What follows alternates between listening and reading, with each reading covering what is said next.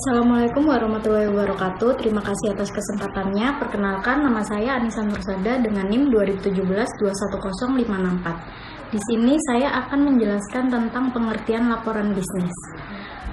Laporan bisnis adalah suatu laporan yang memiliki sifat netral, tidak memihak, memiliki tujuan yang jelas, dan berisi rencana penyajian fakta kepada seseorang atau lebih untuk tujuan bisnis tertentu.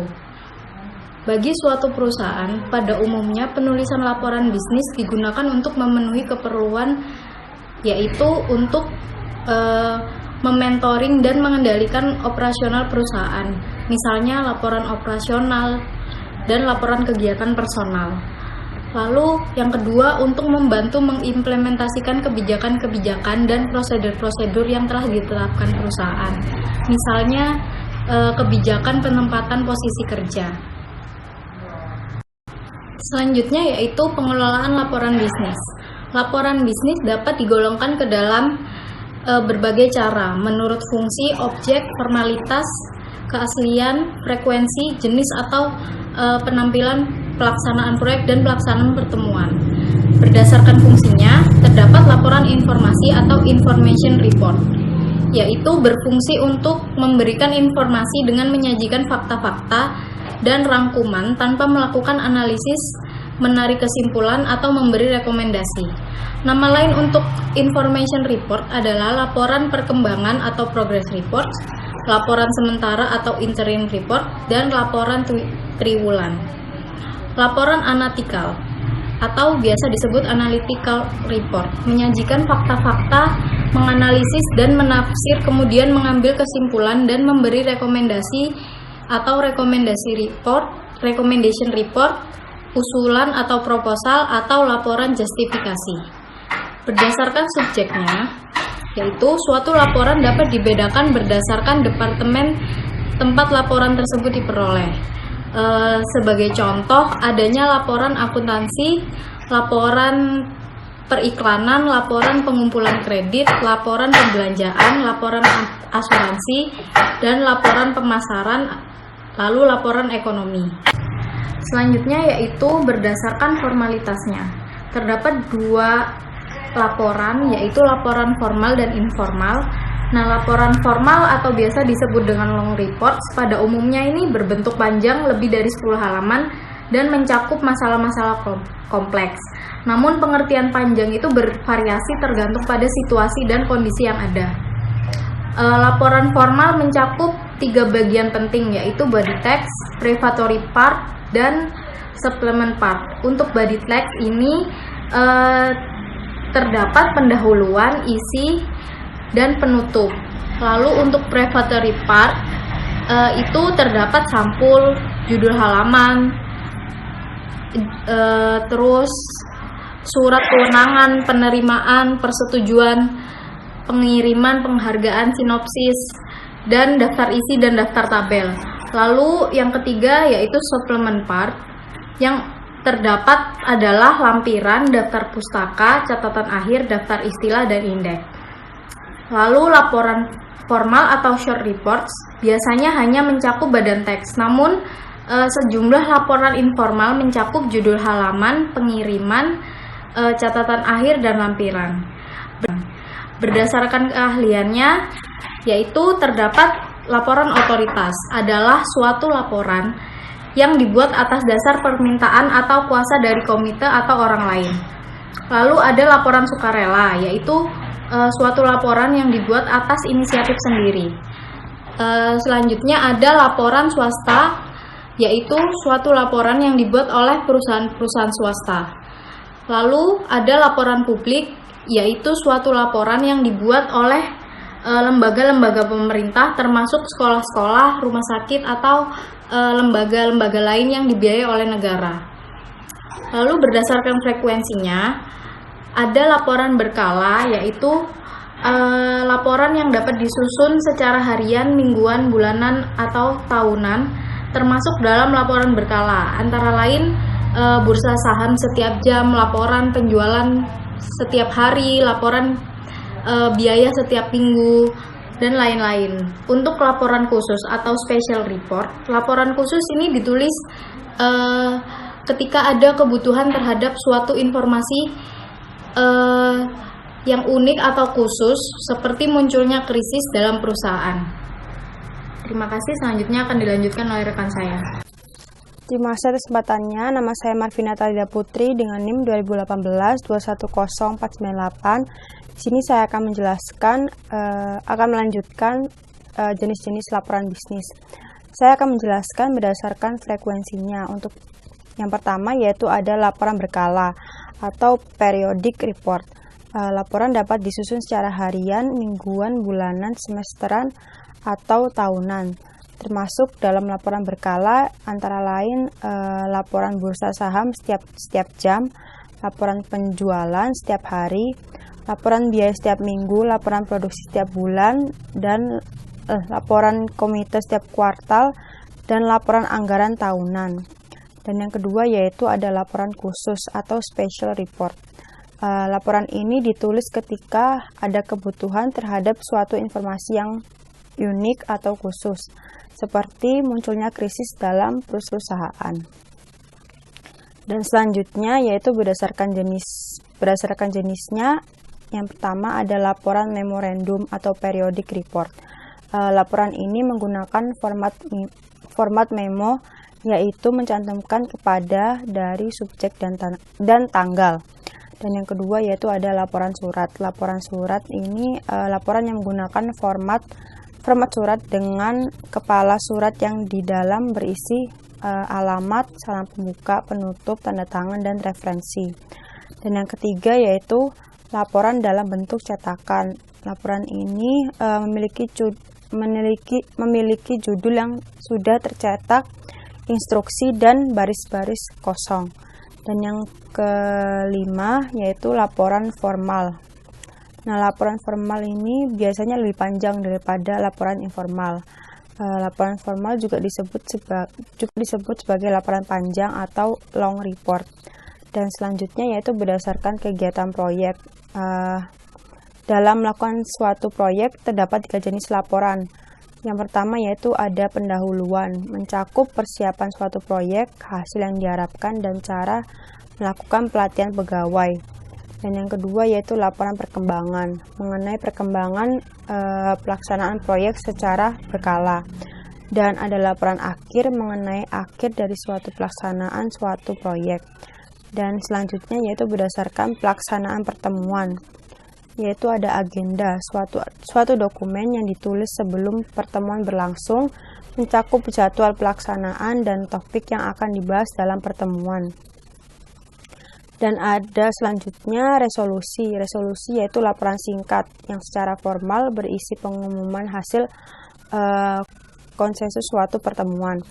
Dan yang selanjutnya yaitu ada notulen. Nah, notulen ini laporan resmi dalam suatu pertemuan yang telah berlangsung, mencakup catatan semua hal yang terjadi dalam pertemuan. Dan yang selanjutnya yaitu ada laporan pertemuan, adalah suatu laporan resmi yang cangkupan bahasanya luas dan berisi hasil-hasil pertemuan. Sekian dari saya, selanjutnya akan dilanjutkan oleh rekan saya. Terima kasih. Persiapan dalam penulisan laporan bisnis. Sebelumnya, persiapan adalah sesuatu yang sangat penting dalam segala aspek. Begitu halnya dengan membuat laporan. Adapun persiapan yang harus dilakukan sebelum menulis laporan bisnis. Yang pertama adalah definisikan masalah, tujuan, dan ruang lingkup. Tahap pertama perencanaan adalah melakukan analisis masalah yang mencakup tujuan penyusunan laporan. Jawaban terhadap pertanyaan-pertanyaan akan membantu dalam menetapkan masalah, tujuan, ruang lingkup, dan judul suatu laporan. Dan yang kedua yaitu pertimbangkan siapa yang akan menerima laporan tersebut. Dalam mempersiapkan laporan bisnis, dalam ingatan Anda, namun diperlukan juga mencari data-data tambahan dengan melakukan penelitian. Dan selanjutnya yaitu menganalisis dan menafsirkan data. untuk laporan singkat, tahap ini hanya memerlukan waktu yang sangat singkat. Namun untuk laporan panjang memerlukan waktu yang berlebih. Berusahalah jujur dan tidak mengulangi atau menambahkan data yang sudah relevan. Kembangkan berbagai hal yang akan berkaitan dengan audiens. Hal ini bertujuan agar laporan tersebut yang disampaikan kepada audiens dapat mengenai sasarannya. Dan selanjutnya yaitu ada menentukan ide atau gagasan. Dalam tahap ini, tuliskan semua ide yang terlintas secara umum, kemudian buatlah laporan berdasarkan rencana kerja yang secara rinci. Untuk beberapa laporan, rumuskan hipotesis sebagai dasar untuk menentukan informasi apa yang diperlukan.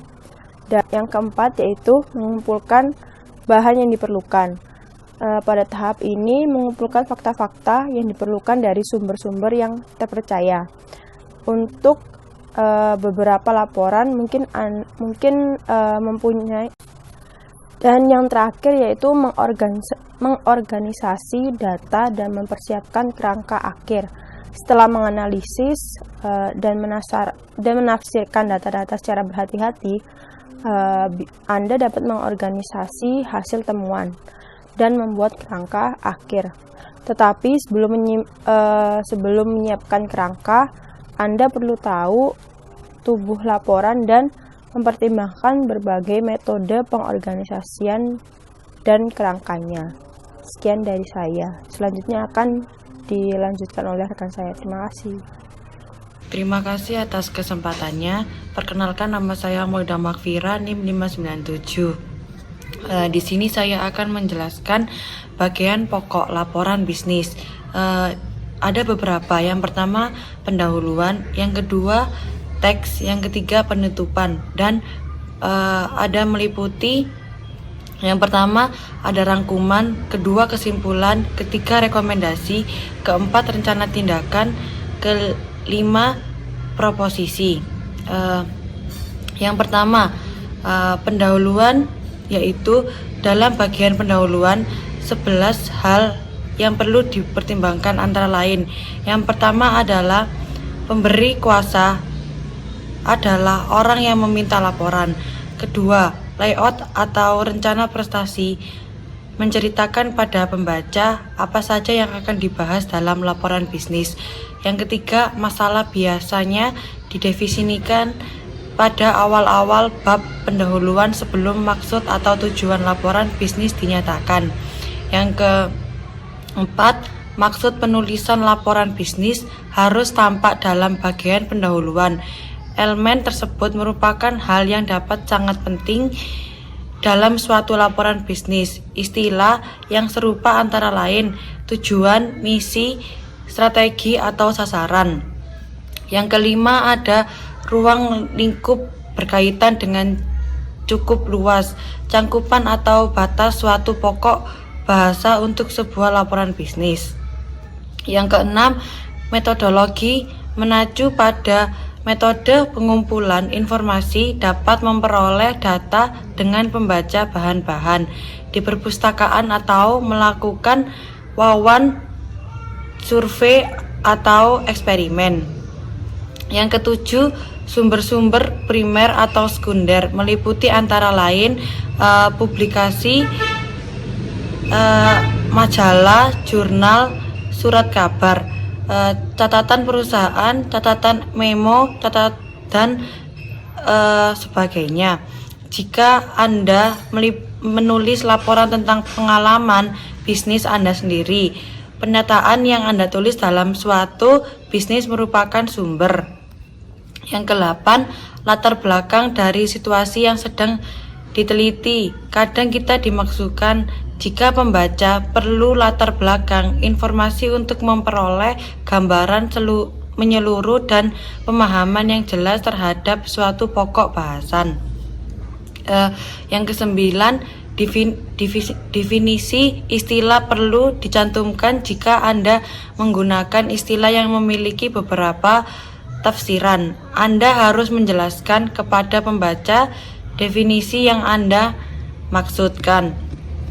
Yang ke-10, keterbatasan seperti dalam hal dana, waktu, sistem peneliti atau data yang tersedia. Seseorang penulis tidak perlu malu-malu untuk menyebutkan beberapa keterbatasan yang ada sebelum melakukan penelitian lebih lanjut. Yang terakhir, rekomendasi menjelaskan tentang keputusan yang perlu dilaporkan di dalam suatu laporan bisnis. Misal, keputusan antara pembeli mesin baru atau mesin setengah pakai. Karena pembaca membaca secara rinci dalam laporan, ia tahu bagaimana fakta yang ada berpengaruh terhadap keputusan yang diambil. Untuk laporan singkat, beberapa unsur tersebut dapat digabungkan menjadi satu atau dua paragraf dengan atau tanpa judul pendahuluan. Bahkan dalam laporan berkala, judul pendahuluan dapat dihilangkan bila setiap periode sama dan pembaca telah mengetahuinya. Yang kedua adalah teks. Bagian terpanjang dari suatu laporan bisnis adalah isi teks. Dalam bagian ini membahas dan mengembangkan hal-hal yang penting secara rinci. Di samping itu, bagian ini dapat membantu mencapai maksud penulisan laporan bisnis. Penulisan laporan bisnis yang baik harus mencangkup semua fakta yang penting dan relevan, serta membuang hal-hal yang tidak perlu dan tidak relevan dengan maksud penulisan laporan bisnis. Yang ketiga adalah penutup. Bagian penutup berfungsi untuk merangkum laporan secara menyeluruh, mengambil kesimpulan atau memberi rekomendasi. Pengambilan kesimpulan harus didasarkan pada isi teksnya dan tidak memasukkan bahan-bahan yang baru yang sama sekali belum dibahas dalam bagian pembahasan.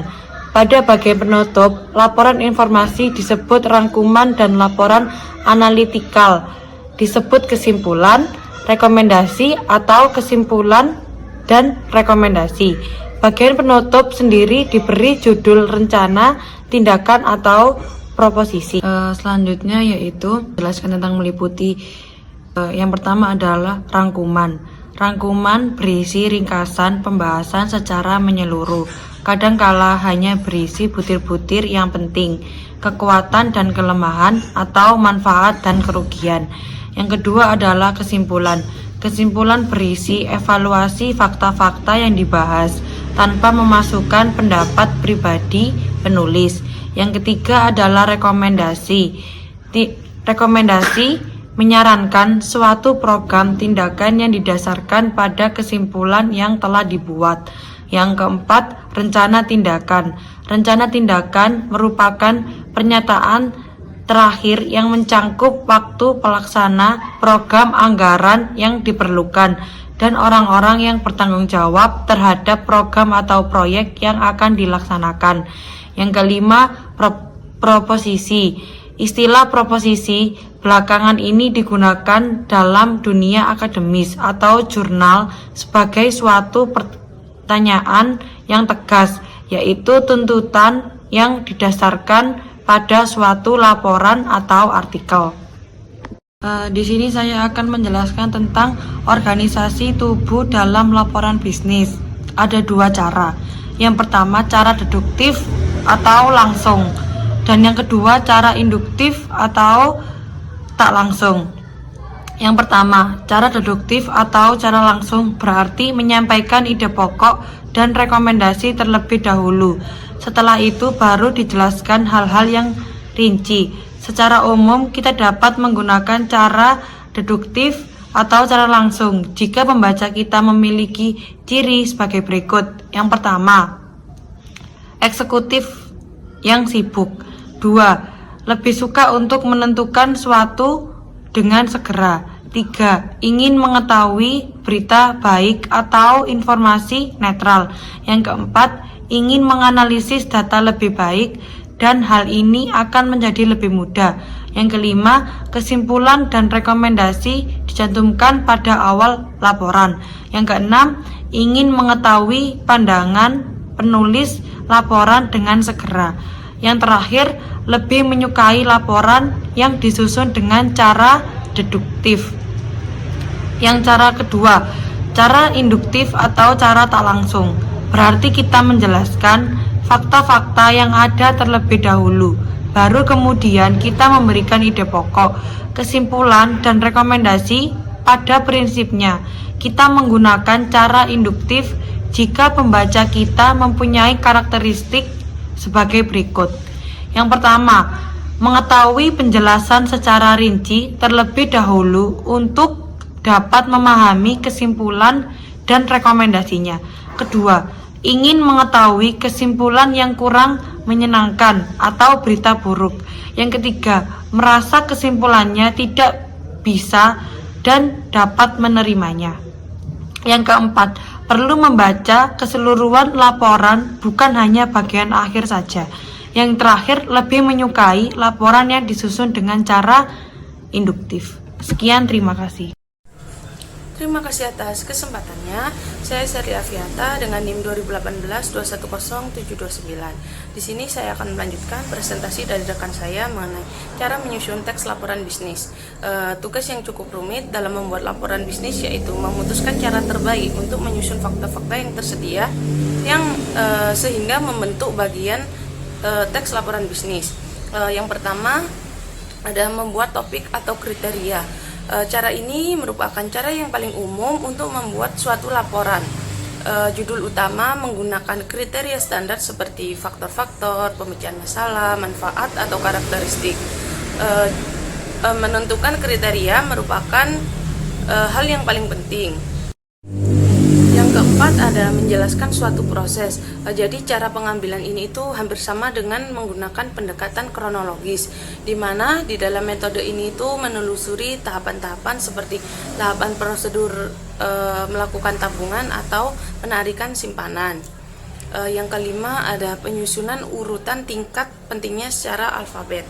Jadi di dalam hal ini itu pada urutan pertama menunjukkan ide-ide, kejadian atau topik yang paling penting, yang kemudian